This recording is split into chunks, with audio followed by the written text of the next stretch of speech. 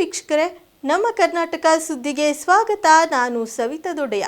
ಕೊರಟಗೆರೆ ತಾಲೂಕಿನಲ್ಲಿ ಇದ್ದ ಒಂದೇ ಒಂದು ಪ್ರಸಿದ್ಧ ಶಿವಗಂಗಾ ಚಿತ್ರಮಂದಿರವನ್ನ ಪಟ್ಟಣ ಪಂಚಾಯಿತಿ ಮುಖ್ಯ ಅಧಿಕಾರಿಗಳು ಇಂದು ಬೆಳಗ್ಗೆ ಏಕಾಏಕಿ ಬಂದ್ ಮಾಡಿದ್ದು ಪ್ರೇಕ್ಷಕರು ಬೇಸರ ವ್ಯಕ್ತಪಡಿಸಿದ್ದಾರೆ. 10 ಲಕ್ಷಕ್ಕೂ ಅಧಿಕ ಕಂದಾಯ ಬಾಕಿ ಇದ್ದು ಪಟ್ಟಣ ಪಂಚಾಯಿತಿಯಿಂದ 8ಕ್ಕೂ ಅಧಿಕ ನೋಟಿಸ್ ನೀಡಿದರೂ ಸಹ ನೋಟಿಸ್ಗಳನ್ನ ತೆಗೆದುಕೊಳ್ಳದೆ ಚಿತ್ರಮಂದಿರದ ಮಾಲೀಕರು ಉದ್ದಟತನ ತೋರಿದ ಕಾರಣ ಇಂದು ಬೆಳಗ್ಗೆ ಏಕಾಏಕಿ ಭೇಟಿ ನೀಡಿದ ಪಟ್ಟಣ ಪಂಚಾಯಿತಿ ಮುಖ್ಯ ಕಾರ್ಯನಿರ್ವಹಣಾಧಿಕಾರಿ ಉಮೇಶ್ ಹಾಗೂ ಅಧಿಕಾರಿಗಳ ತಂಡ ಕೊರಟಗೆರೆಯ ಶಿವಗಂಗಾ ಚಿತ್ರಮಂದಿರ ಬಂದ್ ಮಾಡಿದ್ದಾರೆ. ಚಿತ್ರಮಂದಿರಕ್ಕೆ ಬಂದ ಪ್ರೇಕ್ಷಕರು ಬೇಸರದಿಂದ ವಾಪಸ್ ಹೋಗಿದ್ದಾರೆ. ಈ ಹಿಂದೆ 2 ಬಾರಿಯೂ ಚಿತ್ರಮಂದಿರ ಬಂದ್ ಮಾಡಲಾಗಿತ್ತು. ಚಿತ್ರಮಂದಿರ ಹಾಗೂ ಶಿವಗಂಗಾ ಕಲ್ಯಾಣ ಮಂಟಪ ಮತ್ತು ಹೋಟೆಲ್ ಬಂದ್ ಮಾಡಿದ್ದಾರೆ. ಮಾನವೀಯತೆ ದೃಷ್ಟಿಯಿಂದ ಹೋಟೆಲ್ನಲ್ಲಿ ಇಂದು ತಯಾರು ಮಾಡಿದ ಅಡುಗೆಗಳನ್ನ ವ್ಯಾಪಾರ ಮಾಡಿಕೊಳ್ಳುವಂತೆ ಅವಕಾಶ ಕೊಟ್ಟು ಸಂಜೆಯ ಮೇಲೆ ಅದು ಕೂಡ ಬಂದಾಗಲಿದೆ. ಇದಿಷ್ಟೇ ಅಲ್ಲ, ಪಟ್ಟಣದಲ್ಲಿ ಯಾರೇ ಆದರೂ ಸರಿ ಅಧಿಕ ಕಂದಾಯ ಹಣ ಬಾಕಿ ಉಳಿಸಿಕೊಂಡರೆ ಅವರೆಲ್ಲರಿಗೂ ಇದು ಎಚ್ಚರಿಕೆಯ ಗಂಟೆ. ಆದಷ್ಟು ಬೇಗ ಎಲ್ಲಾ ಕಂದಾಯ ಹಣಗಳನ್ನ ಪಾವತಿಸಿ ಎಂದು ಪಟ್ಟಣ ಪಂಚಾಯಿತಿ ಮುಖ್ಯಾಧಿಕಾರಿ ಉಮೇಶ್ ಖಡಕ್ ಎಚ್ಚರಿಕೆ ನೀಡಿದ್ದಾರೆ. ಪಟ್ಟಣ ಪಂಚಾಯಿತಿ ಅಧಿಕಾರಿಗಳ ಮೇಲೆ ಬೇಸರ ವ್ಯಕ್ತಪಡಿಸಿದ ಥಿಯೇಟರ್ ಮ್ಯಾನೇಜರ್ ಅನಿಲ್ ಕುಮಾರ್, ನಮಗೆ ಯಾವುದೇ ನೋಟಿಸ್ ನೀಡಿಲ್ಲ, ಕೋರ್ಟ್ನಲ್ಲಿ ಕೇಸ್ ನಡೆಯುತ್ತಿದೆ, ಸ್ಟೇ ಇದ್ದರೂ ಸಹ ಇಂದು ಬಂದ್ ಮಾಡಿದ್ದಾರೆ ಎಂದು ತಿಳಿಸಿದ್ದಾರೆ.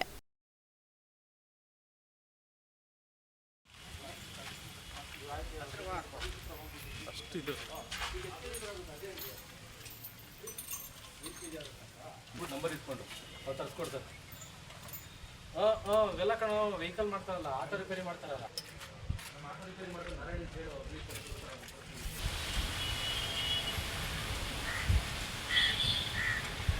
ಎಲ್ಲರಿಗೂ ನಮಸ್ಕಾರ. ಇದನ್ನ ಏನು ಶಿವಗಂಗಾ ಟ್ಯಾಕೀಸು ಮತ್ತು ಶಿವಗಂಗಾ ಕಲ್ಯಾಣ ಮಂಟಪ ಸುಮಾರು ವರ್ಷಗಳಿಂದ ಕಂದಾಯ ಬಾಕಿ ಉಳಿಸ್ಕೊಂಡಿದ್ದು, ಈ ಬಗ್ಗೆ ಸುಮಾರು ಸರಿ ನಾವು ನೋಟಿಸ್ ಕೊಟ್ಟಾಗೂ ಸಮೇತ ಅಮೌಂಟನ್ನ ಸರಿಯಾಗಿ ಕಟ್ಟದೇನೇ ಸ್ವಲ್ಪನೇ ಕಟ್ಟಿ ಕಂದಾಯನ ಸರಿಯಾಗಿ ಕಟ್ಟದೇನೇ ಉದ್ದಟತನ ತೋರಿಸ್ತಾ ಇದ್ವಿ. ಪದೇ ಹೇಳಿದ್ರು. 3ನೇ ಸರಿ ಬಾಕ್ಲು ನಾವು ಈಗ ಹಾಕ್ಸ್ತಾ ಇರೋದು. ಹಿಂದಿನ 2 ಬಾರಿ ಹಾಕ್ಸ್ದಾಗೂ ಸಮೇತ ಒಂದು ರಿಕ್ವೆಸ್ಟ್ ಮಾಡಿಕೊಂಡು ನಾವು ಕಟ್ತೀವಿ ಅಂತ ಹೇಳಿದ್ರು ಸಮೇತ ಕಟ್ಟದೇನೇ ಪದೇ ನೋಟಿಸ್ ನೀಡಿದ್ರು ಸಮೇತ ಸ್ವೀಕರಿಸ್ತಿರ್ಲಿಲ್ಲ. ಆ ಕಾರಣದಿಂದ ನಮ್ಮ ಏನು ಮುನ್ಸಿಪಲ್ ಕಾನೂನು ಬಿಟ್ಟು ಈಗ ಅದನ್ನು ಬಾಕ್ಲನ್ನು ಹಾಕ್ಸಿ. ಸರ್, ಯಾವ್ಯಾವ ಸೀಸ್ ಮಾಡಿದ್ರೆ ಸರ್? ಈಗ ಶಿವಗಂಗಾ ಟ್ಯಾಕೀಸು ಮತ್ತು ಆಮೇಲೆ ಕಲ್ಯಾಣ ಮಂಟಪ ಮಾಡಿದ್ದೀವಿ. ಈ ಹೋಟೆಲ್ ಇವತ್ತು ಆಲ್ರೆಡಿ ಅವರು ಕುಕ್ ಬಂದುಬಿಟ್ಟು ಎಲ್ಲ ಮಾಡಿದ್ದಾರೆ. ನಮಗೆ ವೇಸ್ಟ್ ಆಗುತ್ತೆ ಅನ್ನೋ ಕಾರಣಕ್ಕೆ ಅದನ್ನು ಒಂದು 2 ಗಂಟೆ ತನಕ ಅದು ಗಡುವು ಕೊಟ್ಟಿದ್ದೀವಿ. ಅದಾದಮೇಲೆ ಅದನ್ನು ಕ್ಲೋಸ್ ಮಾಡಿ. ಸರ್, ಎಷ್ಟು ಬ್ಯಾಲೆನ್ಸ್ ಇದೆ ಅಥವಾ ಏನಾದರೂ ಮಾಹಿತಿ? ಸುಮಾರು 10 ಲಕ್ಷದ ಚಿಲ್ಲರೆ ಅಷ್ಟು ಬಾಕಿ ಇದೆ. ಯಾರ್ಯಾರು ತುಂಬ ವರ್ಷದಿಂದ ಬಾಕಿ ಉಳಿಸ್ಕೊಂಡಿದ್ದೀರಾ ಕಂದಾಯಗಳನ್ನ ದಯಮಾಡಿ ಪಟ್ಟಣದ ಅಭಿವೃದ್ಧಿಗೆ ಸಹಕರಿಸಿ ಎಲ್ಲ ಪಾವತಿ ಮಾಡಬೇಕು ಅಂತ ಕೊಡ್ಕೊಂಡಿದ್ದೀವಿ. ಮುಂದುವರೆದು ಯಾರ್ಯಾರು ತುಂಬ ಡಿಫಾಲ್ಟ್ಸ್ ಇದ್ದಾರೆ ಮುಂದಿನ ಹಂತದಲ್ಲಿ ಬೇರೆ ಎಲ್ಲರಿಗೂ ಈ ಥರ ಕ್ರಮಗಳು ಕೈಗೊಳ್ತೀವಿ ಅಂತ. ಸರ್, ಅವ್ರ ಮ್ಯಾನೇಜರ್ ಹೇಳ್ತಿರೋ ಪ್ರಕಾರ ನಮಗೆ ನೋಟಿಸ್ ನಿನ್ನೆ ಕೊಟ್ಟಿದ್ದಾರೆ, ನಿನ್ನೆ ನಮ್ಮ ಗಮನಕ್ಕೆ ಕೊಡ್ದಂಗೆ ಅಂಟಾಕ್ ಹೋಗಿದ್ದಾರೆ ಅಂತ ಹೇಳ್ತಿದ್ದಾರೆ ಸರ್. ಅಂಟಾಕ್ ಕೊಡ್ದಂಗೆ ಅಂತಲ್ಲ, ಕೊಟ್ಟಾಗ ನಮ್ಮ ಸಿಬ್ಬಂದಿಗಳ ಜೊತೆನೇ ಇದರಲ್ಲಿ ನಡ್ಕೊಂಡಿದ್ದಾರೆ. ಮುಂದುವರೆದು ಅವ್ರು ಕೊಟ್ಟರು ಸಮೇತ ಅವರು ಇಸ್ಕೊಂಡಿಲ್ಲ, ಉದ್ದಟತನ ತೋರಿಸಿದ್ದಾರೆ. ಮತ್ತು ನಮ್ಮಲ್ಲಿ ಕೋರ್ಟಲ್ಲಿ ಸ್ಟೇ ಇದೆ ಅಂತ ಏನೋ ಹೇಳ್ತಿದ್ದಾರೆ. ಆ ಸ್ಟೇ ಕಾಪಿನೂ ನಮಗೆ ಕೊಡಲಿಲ್ಲ. ಇದ್ರ ಬಗ್ಗೆ ನಾವು ಮೌಖಿಕವಾಗಿ ಮಾತಾಡಲಿಕ್ಕೆ ಆಫೀಸ್ ಕಚೇರಿ ಕರೆದಾಗ ಸಮೇತ ಅವ್ರು ಬರಲಿಲ್ಲ. ಮತ್ತು ನಮ್ಮ ಪ್ರಶ್ನೆ ಇದು ನೋಟಿಸು ರಿಸೀವ್ ಮಾಡ್ಕೊಳ್ಳಿಲ್ಲ, ಕರೆದಾಗೂ ಬರಲಿಲ್ಲ, ಮತ್ತು ನಾವು ಇಲ್ಲಿ ಬಂದಾಗ ಅವ್ರು ಸಿಗಲಿಲ್ಲ ಅಂದಾಗ ನಾವು ಇನ್ನೇನು ಮಾಡೋಕ್ಕೆ ಸಾಧ್ಯ? ಅದಕ್ಕೆ ಕ್ಲೋಸ್ ಮಾಡಿ. ಸರ್, ಇಲ್ಲಿ ಏನಾಗಿದೆ ಅಂದರೆ ನೋಟಿಸ್ ಅನ್ನೋದನ್ನು ನಮಗೆ ನಿನ್ನೆ ಸಂಜೆ 4:15 ಕೊಟ್ಟಿದ್ದಾರೆ. ಅವರು ನೋಟಿಸು ಯಾವಾಗ ಪ್ರಿಂಟ್ ಹಾಕಿದ್ದಾರೆ ಅಂದರೆ 20ನೇ ತಾರೀಕು 5ನೇ ತಿಂಗಳು 2025ಗೆ ಪ್ರಿಂಟ್ ಹಾಕಿದ್ದಾರೆ. 3 ದಿನ ಇವರು ಏನು ಮಾಡ್ತಿದ್ರು ಅಂತ ನನಗಂತೂ ಗೊತ್ತಿಲ್ಲ. ಯಾಕಂದರೆ 3 ದಿನ ಗಡುವು ಅಂತ ಅದರಲ್ಲಿ ಎಂಟ್ರಿ ಮಾಡಿದ್ದಾರೆ. ಆದರೆ ಇವರು 20ನೇ ತಾರೀಕು ಅಂಟಿಸ್ಬೇಕಿತ್ತು. ಆದರೆ 22ಕ್ಕೆ ತಗೊಂಬಂದು ಅಂಟಿಸೋದೇನಿತ್ತು? ಏಕಾಏಕಿ ಇವತ್ತು ನೆನ್ನೆ ಸಂಜೆ ಅಂಟಿಸಿ ಇವತ್ತು ಬೆಳಗ್ಗೆ ಬಂದು ಸೀಲ್ ಮಾಡೋವಂಥದ್ದೇನಿತ್ತು? ಗಡುವನ್ನು ಅದು ಎಲ್ಲರಿಗೂ ಕಾನೂನು ರೀತಿ ಇದೇ ಇರುತ್ತಲ್ವಾ? 3 ದಿನ ಏನು ಮಾಡ್ತಾ ಇದ್ರು ಅಂತ ನನ್ನ ಪ್ರಶ್ನೆ ಇದು. ಈ ಹಿಂದೆ ಆಲ್ರೆಡಿ ನಿಮ್ಗೆ 2 ಸತಿ ನೋಟಿಸ್ ಕೊಟ್ಟರು. ನೋಟಿಸ್ ಯಾವುದೇ ಕಾರಣಕ್ಕೂ ನೋಟಿಸ್ ಬಂದಿಲ್ಲ. ಲಾಸ್ಟ್ ಇಯರ್ ಬಂದು ಅಂಟಿಸಿ ಹೋಗಿದ್ದಾರೆ. ಅದು ಸೀಲ್ ಮಾಡಿದ್ರು, ಮತ್ತೆ ಓಪನ್ ಆಗಿದೆ. ಅದು ಈ ಇಯರ್ ಬಂದ್ಬಿಟ್ಟು ಇವಾಗಲೇ ಬಂದಿರೋದು. ಈಗಾಗಲೇ 2 ಸಾರಿ ಸೀಸ್ ಮಾಡಿದಾರಂತೆ. 2 ಸಾರಿ ಸೀಸ್ ಮಾಡಿದ್ರು ನೀವು ಅಮೌಂಟ್ ಕಟ್ಟಿಲ್ಲ ಅನ್ನೋದು ಅವ್ರ ಹೌದು, ಆರೋಪ ಅದ್ರ ಇದೆ. ಕೋರ್ಟಲ್ಲಿ ಇದೆ ಅದು. ಹಾ, ಕೋರ್ಟಲ್ಲಿ ಸ್ಟೇ ಆರ್ಡರ್ ಇದೆ. ಇವತ್ತು ಅದನ್ನ ಸಬ್ಮಿಟ್ ಮಾಡಿ ನಾವು ಓಪನ್ ಮಾಡೋ ಒಂದು ಇದನ್ನ ನಾವು ಮಾಡ್ತೀವಿ. ಸ್ಟೇ ಕಾಪಿ ಏನಾದ್ರು ಅವ್ರಿಗೆ ಕೊಟ್ಟಿದ್ರಾ? ಸ್ಟೇ ಕಾಪಿ ಇವತ್ತು 3 ಗಂಟೆ ಸಿಗುತ್ತೆ. ಸ್ಟೇ ಕಾಪಿ ಇವತ್ತು ಸಬ್ಮಿಟ್ ಮಾಡಿ ಓಪನ್ ಮಾಡುತ್ತೀವಿ. ಅಲ್ಲ, ನಿಮ್ಮ ಸಿಬ್ಬಂದಿ ಅವ್ರು ನೋಟಿಸ್ ಕೊಟ್ಟರು ಕೂಡ ತಗೊಂತಿರ್ಲಿಲ್ವ ಅಂತಲ್ಲ, ಯಾಕೆ? ನೋಟಿಸ್ ಯಾವುದು ಬಂದಿಲ್ಲ ಸರ್. ಈ ಇಯರ್ ಅಲ್ಲಿ ನೋಟಿಸ್ ಯಾವುದು ಬಂದಿಲ್ಲ. ಬಂದಿದ್ರೆ ನಾವು ತಗೋತಾ ಇದ್ವಿ. ನೆನ್ನೆ ಕೊಡಕ್ ಬಂದ್ರು 4:15ಗೆ. ಅದೇನಿದೆ ನಾವು ಅಂಟಿಸ್ಬಿಟ್ಟು ಹೋಗಿ ಸರ್, ನಾವು ಮಾತಾಡ್ತೀವಿ ಅಂತ ಹೇಳಿದ್ವಿ. ಅಂಟಿಸ್ಬಿಟ್ಟು ಹೋಗಿದ್ದಾರೆ. ಬಂದು ಇವತ್ತು ಏಕಿ ಬೆಳಿಗ್ಗೆ ಸೀಲ್ ಹಾಕಿದ್ದಾರೆ. ಈಗ ಅವರೇ ಎಂಟ್ಸೋಗಿರೋದು. ಅವರೇ ಎಂಟ್ಸೋಗಿ ನಿಮ್ಗೆ ಕೊಡಕ್ ಬಂದ್ರೆ ನೀವು ತಗೊಂಡಿಲ್ವ? ತಗೊಂಡಿಲ್ಲ. ಯಾಕಂದ್ರೆ ನಾವು ಓನರ್ ಅಲ್ಲ ಸರ್. ಓನರ್ ಬಂದ್ಬಿಟ್ಟು ನಾವು ಇಲ್ಲಿ ಮ್ಯಾನೇಜರ್ ಕೆಲಸ ಮಾಡ್ತಾ ಇದೀವಿ ಅಷ್ಟೇ. ನಾವು ತಗೋಬಹುದು. ನಾವು ಓನರ್ ತಗೊಳ್ಳಿ ಅಂದ್ರೆ ನಾವು ತಗೋತೀವಿ. ಕೋರ್ಟ್ ಸ್ಟೇ ಇದೆ ತಗೋಬೇಡಿ ಅಂತ ಅಂದಾಗ ನಾವು ತಗೊಳಕ್ ಬರೋದಿಲ್ಲ. ಅದು ತಮ್ಮ ಓನರ್ ಗಮನಕ್ಕೆ ಇದನ್ನ ಹಾಕಿದ್ರಾ ಇಲ್ವಾ? ಗಮನಕ್ಕೆ ಹಾಕಿದೀವಿ ಸರ್. ಅವರಿಗೆ ಫೋನ್ ಮಾಡಿ ಸ್ವತಃ ನಾವೇ ಫೋನ್ ಮಾಡಿ ಕೊಟ್ಟಿದ್ದೀವಿ. ಆದ್ರೆ ಅವರು ಅಂಟಿಸ್ ಹೋಗಿದ್ದಾರೆ. ಆದ್ರೂ ಇವತ್ತು ಏಕಿ ಬಂದು ಕ್ಲೋಸ್ ಮಾಡಿದ್ದಾರೆ. ಓನರ್ ಹೆಸರೇನು ಸರ್? ಪ್ರಶಾಂತ್ ಅಂತ. ಯಾವ ಊರು? ಗಂಗಾಧರಿ ಅವ್ರ ಹೆಸರಲ್ಲಿದೆ. ಅವ್ರ ಮಗ ಪ್ರಶಾಂತ್. ಪ್ರಶಾಂತ್ ಅವರು ಯಾವ ಊರು ಸರ್ ಅವ್ರದ್ದು? ಅವ್ರದ್ದು ಇಲ್ಲೇ ಕಿರಾಂಪುರ ಬರುತ್ತೆ. ರಾಂಪುರ ಬರುತ್ತೆ. 10 ಲಕ್ಷ ಬಾಕಿ ಇದೆ ಅಂತ ಹೇಳ್ತಾರಲ್ಲ ಅಂತ ಹೇಳ್ತಾರೆ ಸರ್. ಕೋರ್ಟ್ ಸ್ಟೇ ಆರ್ಡರ್ ಯಾವಾಗ ಆಗಿರೋದು ಅಂದ್ರೆ ಅಲ್ಲಿಂದ ಕಂದಾಯ ಬರೋದಿಲ್ಲ. ಯಾಕಂದ್ರೆ ಇಯರಿಗೆ ಕಂದಾಯ ಯಾರು ಯಾಕೋ ಬರುತ್ತೋ ಇಲ್ವೋ ಅದು ಗೊತ್ತಿಲ್ಲ. ಅದಕ್ಕೆ ಏನಿರುತ್ತೋ ಅದು ನಡೆಯುತ್ತೆ. ಈಗ 10 ಲಕ್ಷ ಅಂತ ಹೇಳ್ತಾ ಇದ್ದಾರೆ. ಎಷ್ಟು ಬಾಕಿ ಇದೆ ಅದು ಕ್ಲಿಯರ್ ಮಾಡ್ತಾರೆ. ಸ್ಥಳೀಯ ಪಟ್ಟಣ ಸ್ಪಂದಿಸಬೇಕು. ಯಾಕಂದ್ರೆ ಇಷ್ಟಿದೆ ಅಂತ ಅವ್ರು ಮಾಡಿದ್ದಾರೆ. ಕೋರ್ಟಿಂದ ಸ್ಟೇ ಬಂದಿರುತ್ತಲ್ಲ ಸರ್. ಕೇಸ್ ಹಾಕ್ದಾಗಿಂದ ಅವ್ರು ಏನಿರುತ್ತೋ ಕೇಸ್ ಕ್ಲಿಯರ್ ಆದ್ಮೇಲೆ ಅಲ್ವಾ ಕಂದಾಯ ಕಟ್ಟಬೇಕಾಗಿರೋದು. ಪ್ರೇಕ್ಷಕರು ಏನಾದ್ರು ಬಂದಿದ್ರಾ? ಪ್ರೇಕ್ಷಕರು ಬಂದಿದ್ರು. ಅವ್ರು ಕೂಡ ತೊಂದರೆ ಆಗಿದೆ ಇವತ್ತು. ಲಾಸ್ ಕೂಡ ಆಗಿದೆ ಇವಾಗ. ಇವತ್ತು ಮೂವಿ ಹಾಕೊಂಡಿದ್ದೀವಿ ನಾವು. ಇವತ್ತಿಂದ ಶೋ ಇತ್ತು, ಅದನ್ನ ನಿಲ್ಲಿಸಿ ಕ್ಲೋಸ್ ಮಾಡ್ಕೊಂಡು ಹೋಗಿದ್ದಾರೆ. ರಿಲೀಸಿಂಗ್ ಮೂವಿ ಇತ್ತಾ? ರಿಲೀಸಿಂಗ್ ಮೂವಿ 3rd ವೀಕಲ್ಲಿ ಇದೆ. 3rd ವೀಕ್ ಹಾಕೊಂಡಿದ್ದೀವಿ ನಾವು. ಹೊಸ ಸಿನಿಮಾ ಯಾವುದು ರಿಲೀಸ್ ಇಲ್ಲದ ಕಾರಣ ನಾವು ಹಾಕೊಂಡಿದ್ದೀವಿ ಅಷ್ಟೇ. ಶಿರಾ ತಾಲೂಕಿನ ಹುಲಿಕುಂಟೆ ಹೋಬಳಿ ಹೊಸಳ್ಳಿ ಗ್ರಾಮದ ಅಂಬಾದೇವಿ ದೇವಸ್ಥಾನದ 19ನೇ ವಾರ್ಷಿಕೋತ್ಸವ ಉತ್ಸವದ ಅಂಗವಾಗಿ ಗಂಗಾ ಪೂಜೆ ಮತ್ತು ಗೋಪೂಜೆಯನ್ನ ನೆರವೇರಿಸಲಾಯಿತು.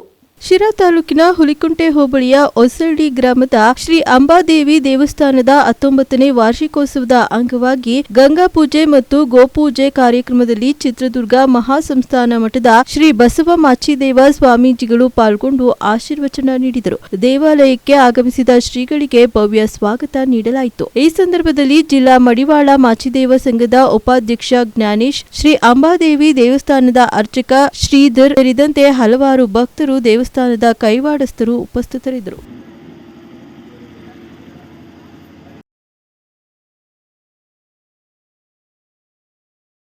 ಒಳ್ಳೆಯದನ್ನ ಮಾಡುತ್ತೆ ಅಂತ. ಇಲ್ಲಿ ಯಾವುದೇ ಕ್ಷಣದಲ್ಲೂ ಕೂಡ ಕೆಟ್ಟ ಆಲೋಚನೆಗಳು, ದುರಾಲೋಚನೆಗಳು, ದುರ್ಗುಣಗಳು ಬರ್ಲಿಕ್ಕೆ ಸಾಧ್ಯ ಇಲ್ಲ. ಇಲ್ಲಿ ನಾವು ಹೊರಗಡೆ ಎಷ್ಟೇ ಶ್ರೀಮಂತರಾಗಿರ್ಬೋದು, ಹೊರಗಡೆ ಎಷ್ಟೇ ಆಸ್ತಿವಂತರಾಗಿರ್ಬೋದು, ಜಮೀನ್ದಾರರಾಗಿರ್ಬೋದು, ಸಿರಿವಂತಿಕೆ ಇರ್ಬೋದು, ಆದ್ರೆ ಮಂದಿರಗಳಲ್ಲಿ, ಮಠಗಳಲ್ಲಿ ಯಾಕೆ ಒಂದು ಸೌಹಾರ್ದಯುತವಾಗಿ ಇಲ್ಲಿ ಸೇರ್ಕೊಳ್ತೀವಿ ಅಂತಂದ್ರೆ ಇಲ್ಲಿ ಯಾವೇ ಅಂತಸ್ತುಗಳು ಇಲ್ಲಿ ಬರೋದಿಲ್ಲ ಅಂತ. ಯಾವ ಅಂತಸ್ತು ಬರೋದಿಲ್ಲ. ಇಲ್ಲಿ ಎಲ್ರೂ ಕೂಡ ಭಗವಂತನ ಸೇವಕರು ಅಂತ ಹೇಳಿ ಮಠಮಾನ್ಯಗಳಲ್ಲಿ ನಾವು ಊಟ ನೀಡ್ತೀವಿ, ಏನು ದಾಸೋಹವನ್ನ ಮಾಡ್ತೀವಿ. ದೇವಸ್ಥಾನಗಳಲ್ಲಿ ಊಟ ಬಡಿಸುವಂಥದ್ದು, ಕಸ ಹೊಡೆಯುವಂಥದ್ದು, ಚಪ್ರ ಹಾಕುವಂಥದ್ದು ದುಡ್ಡು ಕೊಟ್ಟು ಮಾಡಿಸ್ತೀವೇನ? ನಾವು ಕೂಲಿ ಕೊಟ್ಟು ಮಾಡಿಸ್ತೀವ? ಇಲ್ಲ, ಸಾಧ್ಯ ಇಲ್ಲ. ನಮ್ಮ ಹೊಲ ಗದ್ದೆಗಳಲ್ಲಿ ಬೇಕಾದ್ರೆ ಕೂಲಿ ಕೊಟ್ಟು ಮಾಡಿಸುವಂತ ಸಂಪ್ರದಾಯ ಇದೆ. ಆದ್ರೆ ದೇವಸ್ಥಾನಗಳಲ್ಲಿ, ಮಠಮಾನ್ಯಗಳಲ್ಲಿ ಕೂಲಿ ಕೊಟ್ಟು ಅಂದ್ರೆ ಹಣವನ್ನ ಕೊಟ್ಟು ಸೇವೆ ಮಾಡಿಸ್ಕೊಳ್ಳುವಂತ ಸಂಸ್ಕೃತಿ ಎಲ್ಲೂ ಕೂಡ ಇಲ್ಲ ಅಂತ. ಆತ ಯಾವ ಅಗರ್ಭ ಶ್ರೀಮಂತ ಆಗಿದ್ರು ಕೂಡ ಬಂದು ತಟ್ಟೆಯನ್ನ ತೆಗೆಯುವಂಥದ್ದು, ತಟ್ಟೆಯನ್ನ ತೊಳೆಯುವಂಥದ್ದು, ಹಾಸುವಂಥದ್ದು, ಏನು ಇಲ್ಲಿನ ಎಲ್ಲ ಪರಿಸರವನ್ನ ಸ್ವಚ್ಛ ಮಾಡುವಂಥದ್ದು, ಇವೇ ಇಂದಿನ ಪೂರ್ವಜರು ನಮಗೆ ಹೇಳಿರುವಂತದ್ದು ಅಂತ. ಇದೇ ಸಂದೇಶ ಇದು. ನಾವೆಲ್ಲ ನಮ್ಮ ಮನೆಗಳಲ್ಲಿ ಸಿರಿವಂತಿಕೆ, ಹಣವಂತಿಕೆ ಎಲ್ಲ ನಮ್ಮ ಮನೇಲಿ ಬಿಟ್ಟು ಇಲ್ಲೆಲ್ಲ ಸೇರಿ ದೇವಸ್ಥಾನದ ಆವರಣದಲ್ಲಿ ನಾವೆಲ್ಲ ಒಂದೇ ರೀತಿಯ ಅಣತಂಬಳು ಅನ್ನುವಂಥದ್ದು ಇದೆಯಲ್ಲ, ಇದು ಮಹತ್ತರವಾಗಿರುವಂತ ಸಂದೇಶ ಅನ್ನುವಂಥದ್ದು. ಆ ಕಾರಣ ಭಗವಂತನ ಸನ್ನಿಧಿಗೆ ಬಂದ್ರೆ, ಭಗವಂತನ ಸಮ್ಮುಖದಲ್ಲಿ ಬಂದ್ರೆ ನಿಜವಾಗ್ಲೂ ನಾವೆಲ್ಲರೂ ಕೂಡ ಮಕ್ಕಳಾಗ್ಬಿಡ್ತೀವಿ ಅಂತ. ಮಕ್ಕಳಾಗ್ಲಿಕ್ಕೆ ಸಾಧ್ಯ ಇದೆ ಅಲ್ವಾ? ಅಲ್ಲಿ ಹೊರಗಡೆ ಹೋದ್ರೆ ನಂದು ಸಿರಿವಂತಿಕೆ ಅಂತ ಹೇಳ್ಬೋದು. ಆದ್ರೆ ಇಲ್ಲಿ ಸಿರಿವಂತಿಕೆ ಇದ್ದವನು ಕೂಡ ಸೇವಕನೇ, ಸೇವೆ ಮಾಡುವನು ಕೂಡ ಸೇವಕನೇ, ಅಂದ್ರೆ ಬಡವನು ಕೂಡ ಸೇವಕನೇ. ಆ ಕಾರಣ ಬಹುಶಃ ನಾವೆಲ್ಲ ಇವತ್ತು ಮಠಮಾನ್ಯಗಳನ್ನ ಮಂದಿರಗಳನ್ನ ಕಟ್ಟಿ ಒಂದಿಷ್ಟು ಸಂಸ್ಕಾರಗಳನ್ನ ಕೊಡುವಂತ ಕೆಲಸ ಇಂದಿನ ಹಿರಿಕರು ಪೂರ್ವಜರು ನಮ್ಗೆಲ್ಲ ಮಾಡ್ಕೊಂಡ್ ಬಂದಿರುವಂತದ್ದು ಆದರ್ಶ ಅಂತಕ್ಕಂಥದ್ದನ್ನ ಮಾತುಗಳನ್ನ ಈ ಸಂದರ್ಭದಲ್ಲಿ ಹೇಳಿ ಇರುವಂತಹ ದೇವಸ್ಥಾನ ತುಂಬಾ ಏನು ಸುತ್ತಮುತ್ತಲ ಎಲ್ಲ ಪರಿಸರ ಎಷ್ಟು ಚೆನ್ನಾಗಿದೆ ಅಂತಂದ್ರೆ ನಾವು ಮೊನ್ನೆ ಒಂದ್ಸರಿ ನಮ್ಮ ಗೃಹ ಪ್ರವೇಶಕ್ಕೆ ಬಂದಾಗ ಒಂದ್ಸರಿ ಹಳ್ಳಿ ಪ್ರವಾಸದಲ್ಲಿ ಈ ದೇವಸ್ಥಾನಕ್ಕೆ ಭೇಟಿ ಕೊಟ್ಟ ಸಂದರ್ಭದಲ್ಲಿ ನಮಗೆ ಅನಿಸ್ತಾ ಇದೆ ಇಲ್ಲ ಈ ಕ್ಷೇತ್ರಕ್ಕೆ ಪುನಃ ಬರ್ಬೇಕು ನಾವು ಅಂತ ಪುನಃ ಬರ್ಬೇಕು, 5 ನಿಮಿಷ ಕುತ್ಕೋಬೇಕು, 5 ನಿಮಿಷ ಸೇವೆ ಮಾಡ್ಬೇಕು, 5 ನಿಮಿಷ ಏನು ನಾವು ಸಂಕಲ್ಪ ಮಾಡ್ಕೊಂಡಿದೀವಲ್ಲ ದೇವಿ ಮುಂದೆ ಭಗವಂತನ ಮುಂದೆ ಸಮರ್ಪಣೆ ಮಾಡಿ ಇಲ್ಲಪ್ಪ ನನ್ಗೆ ಒಳ್ಳೇದ್ ಮಾಡು, ನಮ್ ಕುಟುಂಬಕ್ಕೆ ಒಳ್ಳೇದ್ ಮಾಡು, ಇಡೀ ಹಳ್ಳಿಗೆ ಒಳ್ಳೇದ್ ಮಾಡು, ಜಗತ್ತಿಗೆ ಒಳ್ಳೇದ್ ಮಾಡು ಅಂತ ಹೇಳಿ ಭಗವಂತನಲ್ಲಿ ಪ್ರಾರ್ಥನೆಯನ್ನ ನಾವು ಮಾಡಿದ್ರೆ ಖಂಡಿತವಾಗಿ 100ಕ್ಕೆ 100ರಷ್ಟು ಒಳ್ಳೇದು ಹಾಗೇ ಆಗುತ್ತೆ ಅನ್ನುವಂತ ವಿಶ್ವಾಸ ನಮ್ಮೆಲ್ಲರಿಗೂ ಕೂಡ ಇದೆ ಅಂತಕ್ಕಂಥದ್ದು. ಆ ಕಾರಣ ಪ್ರತಿ ಸರಿ ಬಂದಾಗಲೂ ಕೂಡ ಇಲ್ಲಿ ಬಂದು ಹೋಗುವಂತ ಸಂಪ್ರದಾಯ ಸಂಸ್ಕೃತಿಯನ್ನ ಇವತ್ತು ಶ್ರೀಮಠ ಬೆಳೆಸ್ಕೊಂಡಿದೆ. ಇವತ್ತು 2 ದಿನಗಳ ಕಾಲ ಆ ದೇವಿಯ ಜಾತ್ರಾ ಮಹೋತ್ಸವನ್ನ ಮಾಡ್ಕೊಂಡು ಇಡೀ ಊರ್ನವ್ರೆಲ್ಲರೂ ಸೇರ್ಕೊಂಡು ಎಲ್ಲ ದೇವ್ರನ್ನ ತಗೊಂಬಂದು ಇಲ್ಲಿ ಸ್ಥಾಪನೆಯನ್ನ ಮಾಡಿ ಎಷ್ಟು ಚೆನ್ನಾಗಿರುತ್ತೆ. ಇಡೀ ಊರವರೆಲ್ಲ ಸೇರ್ಕೊಂಡು ಮಾಡುವಂತದ್ದು ಇದೆಯಲ್ಲ, ತುಂಬಾ ಒಳ್ಳೆ ಕಾರ್ಯಕ್ರಮ ಅಂತಕ್ಕಂಥ ಮಾತುಗಳನ್ನ ಈ ಸಂದರ್ಭದಲ್ಲಿ ಹೇಳಿ ಇವತ್ತು ನಾಳೆ ಜರುಗುವಂತ ಎಲ್ಲ ಕಾರ್ಯಕ್ರಮಗಳು ಕೂಡ ಎಲ್ಲ ಪೂಜಾ ವಿಧಿವಿಧಾನಗಳು ಕೂಡ ಅತ್ಯಂತ ಸಾಂಗವಾಗಿ ನಡೀಲಿ, ಯಾವುದೇ ಅಡಚಣೆ ಇಲ್ಲದೆ ಏನು ತೊಂದರೆ ಆಗದೆ ನಡೆಯುತ್ತೆ, 100ಕ್ಕೆ 100ರಷ್ಟು ನಡೀಲಿ ಅನ್ನುವಂತ ಮಾತುಗಳನ್ನ ಈ ಸಂದರ್ಭದಲ್ಲಿ ಹೇಳಿ ಬೂಕರ್ ಪ್ರಶಸ್ತಿ ವಿಜೇತೆ ಬಾನು ಮಸ್ಟಿಕ್ ಅವರಿಗೆ ಬೆಂಗಳೂರಿನಲ್ಲಿ ಜಿ ಕ್ಯಾಟಗರಿ ನಿವೇಶನ ನೀಡಿ ಗೌರವಿಸಲು ರಾಜ್ಯ ಸಚಿವ ಸಂಪುಟ ನಿರ್ಧರಿಸಿದೆ. ದೀಪಾ ಬಾಫ್ತಿ ಅವರು ಇಂಗ್ಲಿಷ್ಗೆ ಅನುವಾದಿಸಿದ ಬಾನು ಅವರ ಕನ್ನಡ ಕೃತಿ ಎದೆಯ ಹಣತೆ 2025ರ ಬೂಕರ್ ಪ್ರಶಸ್ತಿಯನ್ನ ಗೆದ್ದಿದೆ. ಈ ಬಗ್ಗೆ ಮಾತನಾಡಿದ ಡಿಸಿಎಂ ಡಿಕೆ ಶಿವಕುಮಾರ್ ಅವರು, ಬಾನು ಮಸ್ಟಿಕ್ ಅವರು ಬಯಸಿದರೆ ನಮ್ಮ ನಿಯಮಗಳ ಪ್ರಕಾರ ಜಿ ವರ್ಗದ ಸೈಟ್ ಅನ್ನ ಒದಗಿಸುತ್ತೇವೆ, ಅನುವಾದಕರನ್ನ ಸಹ ನಾವು ಅಭಿನಂದಿಸುತ್ತೇವೆ ಎಂದು ಹೇಳಿದ್ದಾರೆ. ಲ್ಯಾಂಗ್ವೇಜ್ ಜೇನಿನ ಹೊಳೆಯೋ ಹಾಲಿನ ಮಳೆಯೋ ಸುಧೆಯೋ ಕನ್ನಡ ಸವಿ ನುಡಿಯೋ goes a song in Kannada.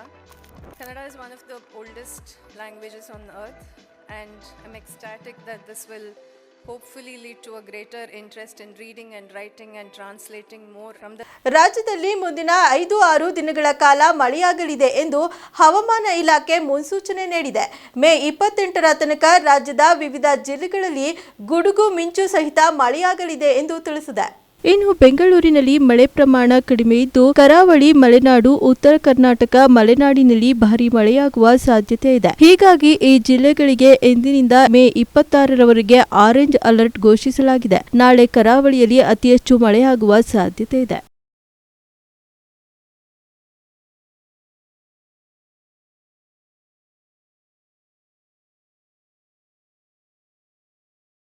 ಸಚಿವ ಪ್ರಿಯಾಂಕ್ ಖರ್ಗೆ ಅವರ ಗೂಂಡಾ ಮತ್ತು ಬೆಂಬಲಿಗರು ಕಲಬುರಗಿಯ ಚಿತ್ತಾಪುರ ಐಬಿಯಲ್ಲಿ ನಿನ್ನೆ ಸಂಜೆ ಕಲ್ಲು ಮೊಟ್ಟೆ ಹಿಡಿದು ಬಂದು ನನ್ನ ಮೇಲೆ ಹಲ್ಲೆ ಮಾಡಿ ಮುಗಿಸಲು ಯತ್ನಿಸಿದ್ದಾರೆ ಎಂದು ಪರಿಷತ್ ಪ್ರತಿಪಕ್ಷದ ನಾಯಕ ಚಲವಾದಿ ನಾರಾಯಣಸ್ವಾಮಿ ಹೇಳಿದ್ದಾರೆ.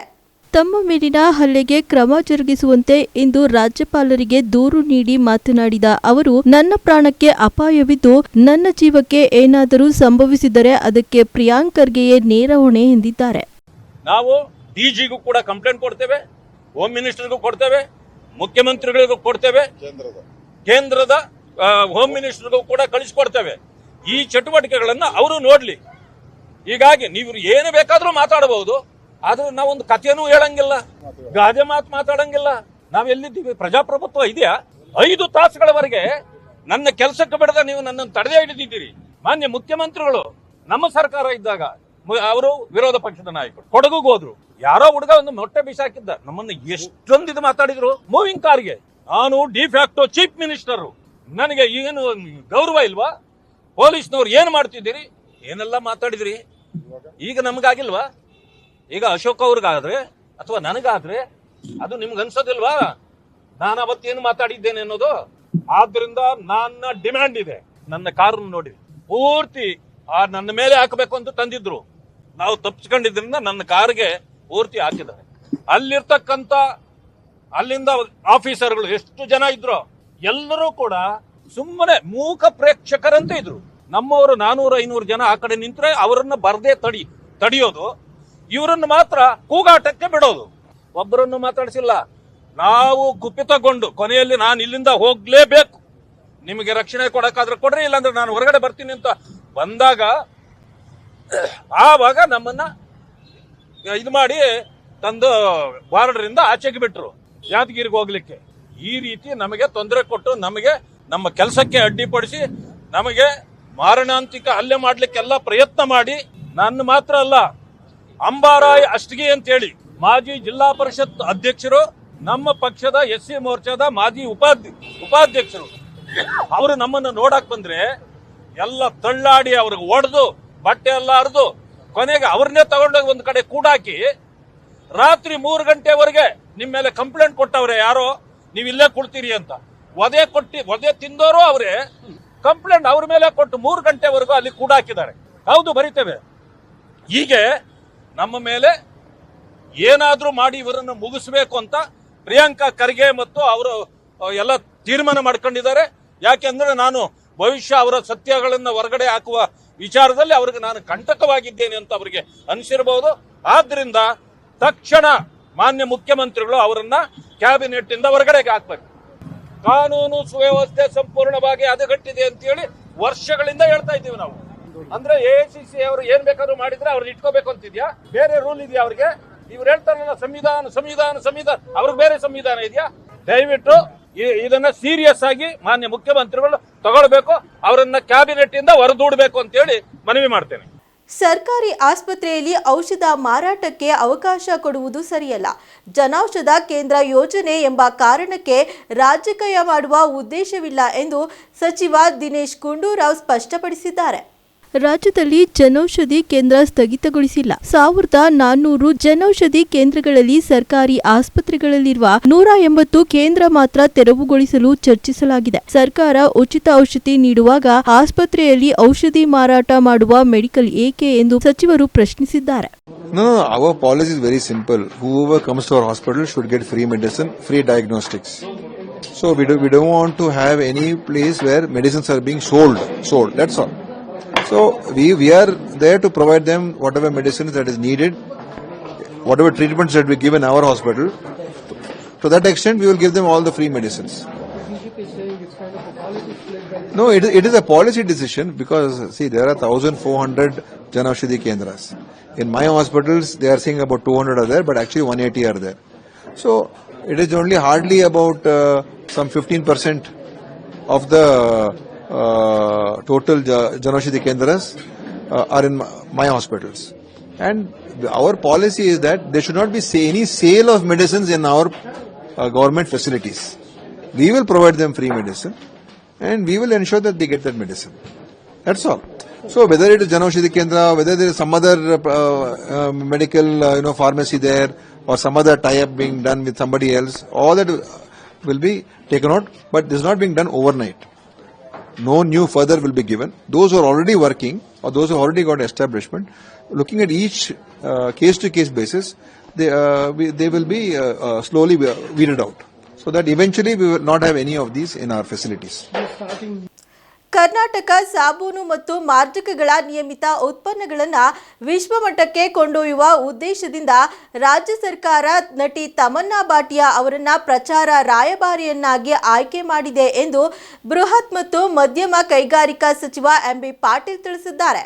ಕರ್ನಾಟಕದ ಹೆಮ್ಮೆಯ ಸಂಕೇತವಾಗಿರುವ ಕರ್ನಾಟಕ ಸಾಬೂನು ಮತ್ತು ಮಾರ್ಜಕಗಳ ನಿಯಮಿತ ಸಂಸ್ಥೆಯನ್ನ ಜಾಗತಿಕ ಮಟ್ಟಕ್ಕೆ ಕೊಂಡೊಯ್ಯುವ ಉದ್ದೇಶದಿಂದ ಸೌತ್ ನಟಿ ತಮನ್ನಾ ಭಾಟಿಯಾ ಅವರನ್ನ ಪ್ರಚಾರ ರಾಯಭಾರಿಯನ್ನಾಗಿ ನೇಮಿಸಿಕೊಳ್ಳಲಾಗಿದೆ. ನಟಿಯನ್ನ ಆಯ್ಕೆ ಮಾಡಿಕೊಳ್ಳಲು ಅವರ ವರ್ಚಸ್ಸು, ಡಿಜಿಟಲ್ ಪ್ರಸ್ತುತಿ ಮತ್ತು ಯುವಜನರೊಂದಿಗೆ ಅವರ ಸಂಪರ್ಕ ಮುಂತಾದವುಗಳನ್ನು ಮಾತ್ರ ಪರಿಗಣಿಸಲಾಗಿದೆ ಎಂದು ಬೃಹತ್ ಮತ್ತು ಮಾಧ್ಯಮ ಕೈಗಾರಿಕಾ ಸಚಿವ MB ಪಾಟೀಲ್ ತಿಳಿಸಿದ್ದಾರೆ. ತಮನ್ನಾ ಅವರನ್ನ 6.2 ಕೋಟಿ ರೂಪಾಯಿ ಸಂಭಾವನೆಯೊಂದಿಗೆ 2 ವರ್ಷಗಳ ಅವಧಿಗೆ KSDL ಪ್ರಚಾರ ರಾಯಭಾರಿಯನ್ನಾಗಿ ನೇಮಿಸಿಕೊಂಡಿರುವುದಕ್ಕೆ ಕೆಲವರು ಅಪಸ್ವರ ಎತ್ತಿದ್ದಾರೆ. ಇದಕ್ಕೆ ಸಚಿವರು ಸ್ಪಷ್ಟನೆ ನೀಡಿದ್ದಾರೆ. ಕನ್ನಡದ ಬಗ್ಗೆ, ಕನ್ನಡ ನಾಡಿನ ಬಗ್ಗೆ, ಕರ್ನಾಟಕದ ಬಗ್ಗೆ, ಕರ್ನಾಟಕದ ಕಲಾವಿದರ ಬಗ್ಗೆ, ಕರ್ನಾಟಕದ ಮತ್ತು ಕನ್ನಡದ ಅಸ್ಮಿತೆ ಬಗ್ಗೆ ಅಪಾರವಾದಂಥ ಒಂದು ಬದ್ಧತೆಯನ್ನು ಹೊಂದಿದಂಥವು ನಾನು. ಕಾಂಪಿಟೇಟಿವ್ ಫೀಲ್ಡ್ ಇದು, ವ್ಯಾಪಾರ ಇದು, ಬಿಸ್ನೆಸ್ಸು, ಟ್ರೇಡು. ಇಲ್ಲಿ ನಾವು ಪ್ಯಾನ್ ಇಂಡಿಯಾ ಅಷ್ಟೇ ಅಲ್ಲ, ನಾವು ವಿದೇಶಕ್ಕೂ ಕೂಡ ಇದ್ರ ಒಯ್ಯಬೇಕು ಅಂತೇಳಿ ಈಗಾಗಲೇ ಇದೆಲ್ಲವೂ ಕೂಡ ಒಂದು ಪ್ಲಾನ್ ಸ್ಟ್ರಾಟಜಿ. ಈ ತಮ್ಮಣ್ಣ ಬಾಟಿ ಅವ್ರಿಗೆ ಯಾಕೆ ನೀವು ಇದು ಕೊಟ್ಟಿದ್ದೀರಿ ಅಂತೇಳಿ ತಮ್ಮಣ್ಣ ಬಾಟಿ ಅವ್ರು ಕೊಡುವಾಗ ಇದೊಂದು ಕಮಿಟಿಯನ್ನು ಮಾಡಿದರು. ರಜನಿಕಾಂತ್ ಅವ್ರ ನೇತೃತ್ವದ ಕಮಿಟಿಯನ್ನು ಮಾಡಿ ಯಾರ್ಯಾರು ಯಾವ್ಯಾವ ಬ್ರ್ಯಾಂಡಿಗೆ ಎಂಡೋರ್ಸ್ ಆಗಿದ್ದಾರೆ, ಯಾರು ಖುಲ್ಲಾ ಆಗಿದ್ದಾರೆ. ಈಗ ಉದಾಹರಣೆಗಾಗಿ ರಶ್ಮಿಕಾ ಮಂದಿನ ಮಾತಾಡಿದ್ವಿ, ಅವರು ಈಗಾಗಲೇ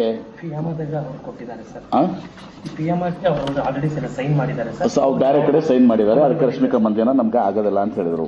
ಶ್ರೀಲೀಲಾ ಅನ್ನೋರು ಇವತ್ತೊಂದು ದಿವಸ ಯಾವುದಕ್ಕೆ ಅದು ಇದಕ್ಕೆ ನಾನು ಮಾಡಿದ್ದೀನಿ ಅಂತ ಹೇಳಿದ್ದಾರೆ. ಎಷ್ಟಿತ್ತು ಈ ಹೊತ್ತಿನ ಸುದ್ದಿ ಮತ್ತು ಮನೋರಂಜನೆಗಾಗಿ ನೋಡ್ತಾ ಇರಿ ನಮ್ಮ ಕರ್ನಾಟಕ ಟಿವಿ, ಇದು ಕನ್ನಡಿಗರ ಭರವಸೆ.